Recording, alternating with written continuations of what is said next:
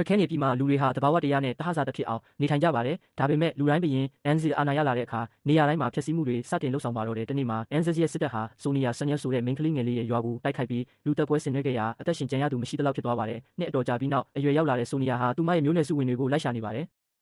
သူမဟာတောအုပ်မြေပုံကိုကိုက်ဆောင်ထားပြီးသူမတော်ရောက်ခဲ့တဲ့နေရာတွေကိုအမှတ်အသားလုပ်ထားလေးရှိပါတယ်ရေကန်တစ်ခုမှာတောဆောင်တဲ့သမီးရုပ်တုကိုတွေ့တော့ရေမချိုးခင်ဆူတောင်းခဲ့ပါတယ်အဲ့ဒီအချိန်မှာပဲလှပတဲ့တရဝလေးတချို့ဟာအငှားစစ်တီတွေရဲ့အမဲလိုက်ခြင်းကိုခံရလို့ဘေးနားကနေပြေးလွှတ်သွားကြပါတယ်ဆိုနီယာနဲ့သူမရဲ့မြင်းဟာချက်ချင်းပုံအောင်နေခဲ့ပြီးအငှားစစ်တီတွေထွက်သွားမှထွက်လာကြပါတယ်လှည့်ရပါတယ်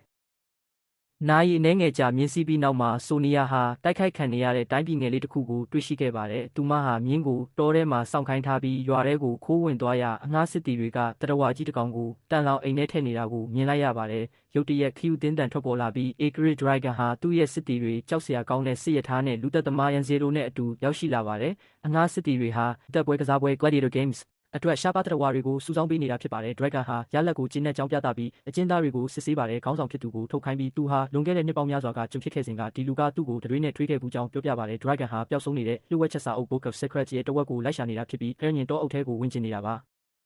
အဲ့ဒီလူကနတ်ဖျားတွေလက်ခံတဲ့သူပဲအဲ့ဒီတောထဲဝင်လို့ရမယ်လို့တတိပေးပေမဲ့ Dragon ကနတ်ဖျားတွေကိုမယုံကြည်ပဲအသိပညာနဲ့သိပ္ပံပညာကိုပဲယုံကြည်သူဖြစ်ပါတယ်။ယုံကြည်ချက်ရှိတဲ့အတွက်အဲ့ဒီလူကိုအော်ဟစ်ဆဲဆိုပြီးဗိုလ်ချုပ်ခါဝါကိုတတ်